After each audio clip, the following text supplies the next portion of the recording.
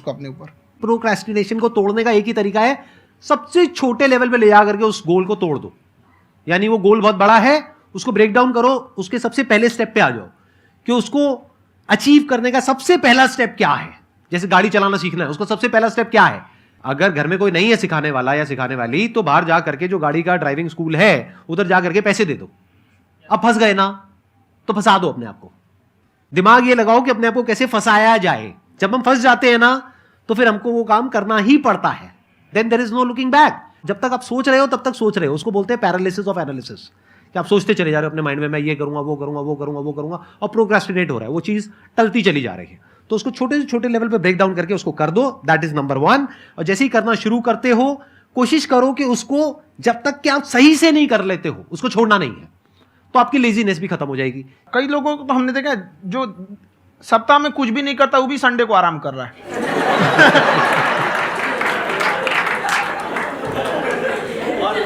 वैसे कहा भी जाता है कि अगर कोई काम आपको करवाना है ना, तो ऐसे किसी इंसान को दो जो बिजी है। हाँ। ऐसे आदमी को मत दो जो खाली है। ये परफेक्ट एग्जाम।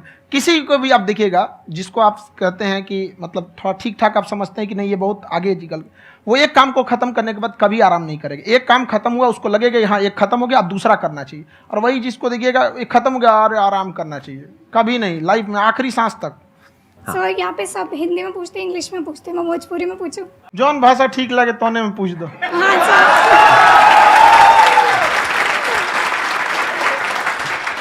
सर ये पूछे के चाहते नहीं कि जैसे हमने क्या पढ़ाई करी नहीं सर, तो कभी कभी डेली टारगेट्स जो होला वो कंप्लीट ना होला।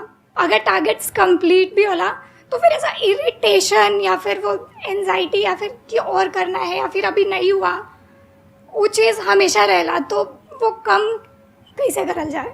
देखिए टारगेट्स को ना हम लोग को एक अपने हिसाब से पहले फिट करना चाहिए। ऐसा नहीं कि दूसरे किसी इंसान को देख के हम टारगेट फिट कर ले। कोई लड़का 8 घंटा पढ़ रहा है, कोई पहली बार अभी पढ़ना ही चालू किया, उसको देख के 8 घंटा पढ़ेगा तो पढ़ाई छोड़ देगा। तो आप अपनी क्षमता के हिसाब से देखिए कि आप कितना पढ़ सकते हैं। अगर आपने एक घंटे को बना लिया कि हम 1 घंटा पढ़ सकते हैं, अगले 1 हफ्ते तक उसको सस्टेन रखिए। जिम में कैसे करते हैं लोग, पहले दिन उठा लीजिएगा 1 क्विंटल तो हार्ट अटैक हो जाएगा। तो वो धीरे धीरे टारगेट सेट कीजिए और अपनी क्षमता को भी देखिए। हर इंसान की क्षमता अलग है। कंगारू को देख के हाथी छलांग मारेगा, पैर तोड़ के बैठ जाएगा।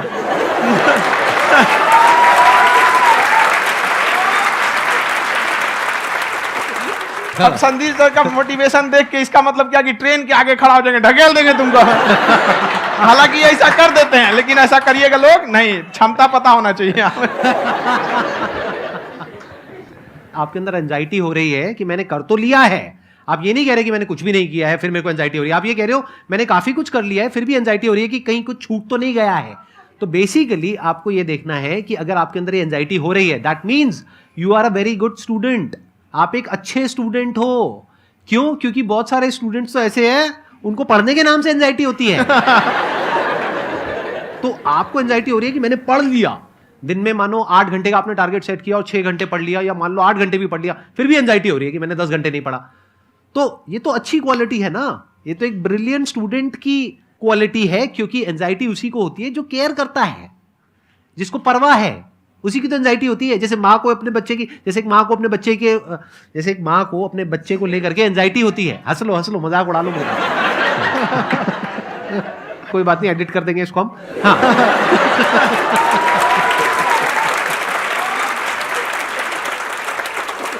जैसे एक माँ है, उसको अपने बच्चे को लेकर के एंजाइटी होती है, थोड़ी सी भी तबीयत खराब हो जाए उसको एंजाइटी होती है, चाहे बच्चा ठीक भी है, डॉक्टर को नहीं होती है।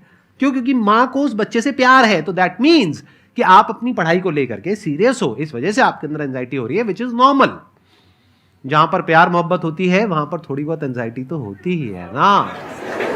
समझ रहे हो ना मैं क्या कहना चाह रहा हूं? आप लोग समझ रहे हो ना मैं कहां जा रहा हूं? जब वो किसी और से बात करती है तो एंजाइटी होती है ना।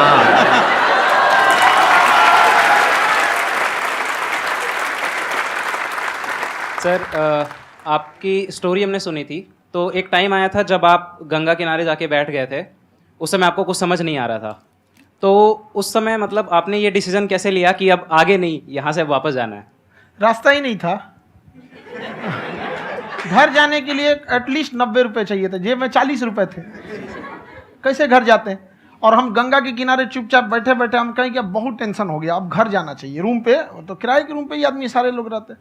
गए वहाँ पे तो रूम लॉक हो गया था, तुम खटखटाएं तो ऊपर से गुस्सा से बोले जो ऑनर थे, क्या टाइम हो गया है? तुम कहीं 9-10 बज रहा होगा, घड़ी देखिए तो 2 बज रहा था रात का, 2-2:30 बज गया था वहाँ। टेंशन में आप तो होता है कई बार ऐसा समय